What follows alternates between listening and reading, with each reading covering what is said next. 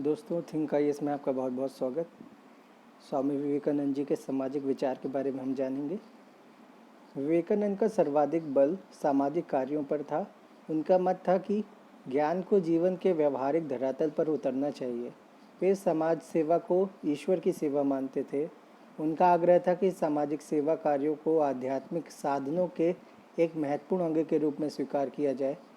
विवेकानंद ने जाति प्रथा, अस्पृश्यता, कर्मकांड, अंधविश्वास इत्यादि पर विश्वास करने वाले साधुओं और ब्राह्मणों की आलोचना की। रूढ़िवाद को उन्होंने रसोई धर्म कहा। भारत के करोड़ों गरीबों का दुख और पीड़ा के लिए कितने लोग असल में रोते हैं, क्या हम मनुष्य हैं? हम उनकी जीविका और उन्नति के लिए क्या कर रहे हैं? हम उन्हें छूते भी नहीं हैं और उनकी संगति से दूर भागते हैं। क्या हम मनुष्य हैं?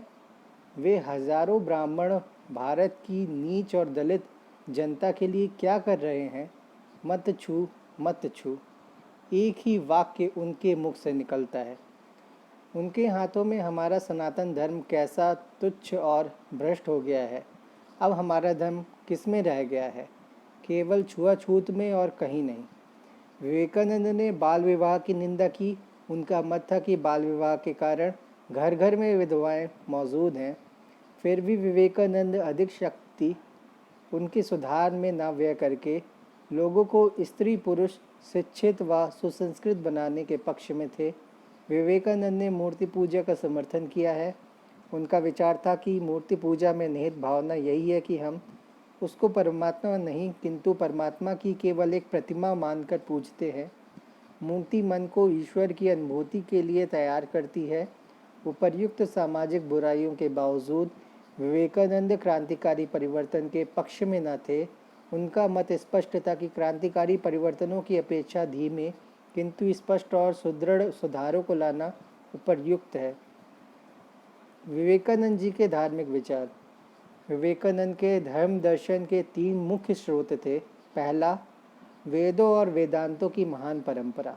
दूसरा, रामकृष्ण के साथ संपर्क एवं तीसरा, उनके जीवन का अनुभव। स्वामी विवेकानंद के चिंतन और व्यवहार के मूल में वेदांत की शिक्षाएं थी। रामकृष्ण मिशन की स्थापना के समय ही उन्होंने उसके 3 कार्यक्रम निर्धारित किए थे। पहला, वेदांत के आध्यात्मवाद का संदेश सुदूर तक प्रसारित करना। दूसरा, विभिन्न धर्मों और संप्रदायों के बीच समन्वय और सद्भावना स्थापित करना। तीसरा, मानव सेवा को ईश्वर सेवा समझना। अपने में वह ईश्वर की ज्योति देख सकता है। जिस प्रकार ईश्वर स्वतंत्र है उसी प्रकार प्रत्येक व्यक्ति भी सदा स्वतंत्र है। अपने गुरु की तरह ही उन्होंने सर्वधर्म समभाव की घोषणा की और धर्म संबंधी मामलों में किसी भी संकीर्णता की निंदा की।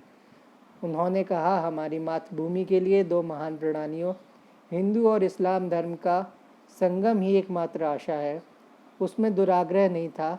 ये प्रत्येक धर्म एवं संस्कृति की अच्छाइयों को सम्मान की दृष्टि से देखते थे और उपर्युक्त तथ्यों को ग्रहण करने के लिए अग्रशील थे और आग्रहशील थे। धर्म की उनकी दृष्टि में एक सर्वशक्तिमान प्रबल शक्ति के रूप में छवि थी। उनका विचार था, मनुष्य जाति के भाग्य निर्माण में जितनी शक्तियों ने योगदान दिया है और दे रही हैं, उन सब में धर्म के रूप में प्रकट होने वाली शक्तियों से अधिक कोई महत्वपूर्ण नहीं है। वे धर्म के सामाजिक संगठन का मूल मानते थे। उनका मत, नारी धर्म के बिना समाज एवं देश की उन्नति नहीं हो सकती है, ऐसा था। उन्होंने भारतीय आध्यात्म विद्या के समक्ष दुनिया के सभी राष्ट्रों को चुनौती दी। स्वामी विवेकानंद धर्म परिवर्तन के पक्ष में न थे। कर्म एवं पुनर्जन्म में उनका पूर्ण विश्वास था। स्वामी जी का हिंदू धर्म की सर्वदेशिकता पर जितना गर्व था, वसुधैव कुटुंबकम, उतना ही उसको पतनशील बनाने वाले ब्राह्मण, साधुओं और पुरोहितों के प्रति घृणा थी। राजनैतिक विचार। स्वामी विवेकानंद में राजनैतिक चिंतन जैसी कोई बात न थी। उनकी राजनीति में कभी रुचि नहीं रही।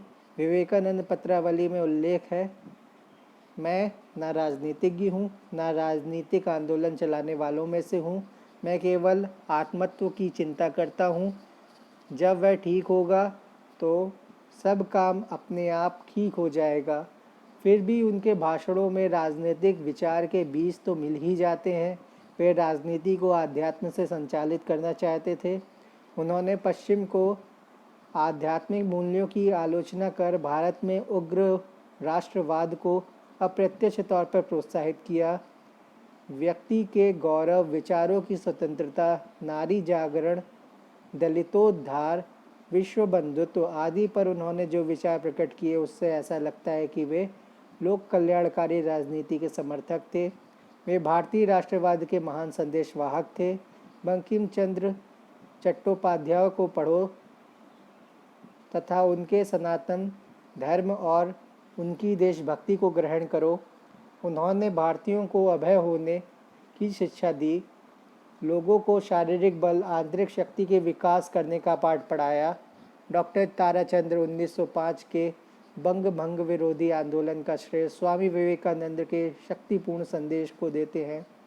स्वामी जी स्वतंत्रता को मनुष्य का प्राकृतिक आधार मानते थे। विवेकानंद अंतर्राष्ट्रीयवादी थे। उन्होंने शेष संसार में संपर्क तोड़ लेने तथा गतिहीन और संवेदन शून्य बन जाने के कारण भारतीयों की आलोचना की। आर्थिक विचार। के दामोदरन ने इंडियन थॉट एक क्रिटिकल सर्वे में लिखा, मैं विवेकानंद एक समाजवादी हूँ। विवेकानंद के हृदय में गरीबों और पद दलितों के प्रति असीम संवेदना थी। उनकी आत्मा भारत में व्याप्त दुख और दरिद्रता से पीड़ित थी। उनका मत था कि गरीबों और बीमारों की सहायता करना न केवल एक माध्यम भी होगा और सबसे बड़ी सफलता होगी। और उनकी सबसे बड़ी सफलता यह थी कि उन्होंने साधुओं और दरिद्र नारायण की सेवा का आदर्श प्रस्तुत किया। वे इस संबंध में पाश्चात्य जन कल्याण की भावना से अधिक प्रभावित थे। प्रबल मानवतावादी भावनाओं से अभिभूत होकर उन्होंने लिखा, एकमात्र भगवान जिसमें मैं विश्वास करता हूँ वह है सभी आत्माओं का कुल योग, और सबसे पहले मेरे भगवान सभी जातियों के दुष्ट, पीड़ित और दरिद्र हैं। उन्होंने निष्ठुर पूंजीपतियों को ललकारा, जब जनसाधारण जाग पड़ेगा तो वह तुम्हारे द्वारा किए गए दमन को समझ जाएगा और उसके मुख से एक फूंक तुमको पूरी तरीके से उखाड़ फेंकेगी और उड़ा देगी।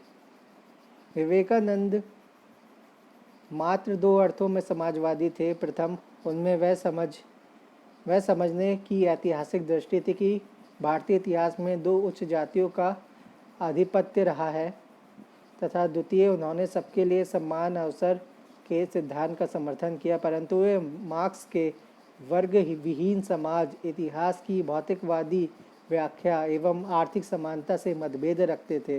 वस्तुतः विवेकानंद आध्यात्मिक समाजवादी थे और वे इसमें महात्मा गांधी के अग्रगामी थे।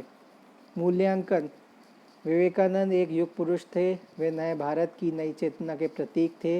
उन्होंने नैतिक राष्ट्रवाद का एक नव सृजन किया था तथा भूले हुए आध्यात्मवाद को पुनर्जीवित करने का प्रयत्न किया था तथा राजनीतिक जागरण को परोक्ष रूप से प्रेरित किया था।